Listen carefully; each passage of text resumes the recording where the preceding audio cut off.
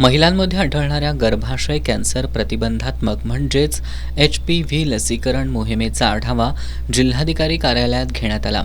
यावेळी वैद्यकीय शिक्षण मंत्री हसन मुश्रीफ यांनी जिल्ह्यातील 3 लाखांहून अधिक मुलींना ही लस देण्यासाठी नियोजन करण्याच्या सूचना या बैठकीत केल्या।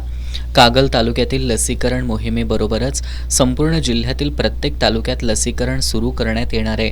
ही मोहीम विविध कंपन्यांचे CSR, दानशूर व्यक्ती, वैद्यकीय शिक्षण आणि आरोग्य विभागातील अधिकारी यांच्या सहयोगानं राबवण्यात येते।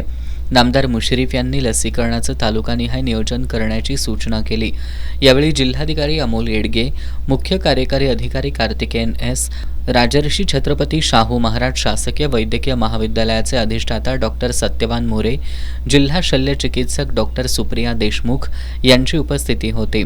यावेळी बोलताना मंत्री मुश्रीफ यांनी जिल्ह्यातील 3 लाख मुलींना लस देत असताना शाळाबाह्य मुलींचाही समावेश करावा, तसंच प्रत्येक प्राथमिक आरोग्य केंद्रात लस उपलब्ध करून ठेवण्यासह 7 दिवस जनजागृती मोहीम राबवण्याची सूचना केली। यावेळी डॉक्टर राधिका जोशी यांचं मार्गदर्शनपर व्हिडिओ सर्वांना दाखवण्यात आले। जिल्हाधिकारी अमोल येडगे यांनी प्रत्येक तालुकानिहाय नियोजन करून आवश्यक लस संख्या दर आठवड्याला कळवू असं सांगितलं। या बैठकीला निवासी उपजिल्हाधिकारी संजय तेली, जिल्हा आरोग्य अधिकारी डॉक्टर अनिरुद्ध पिंपळे, शिक्षण अधिकारी प्राथमिक मीना शेंडकर यांच्यासह सर्व तालुक्यातील गटशिक्षण अधिकारी उपस्थित होते।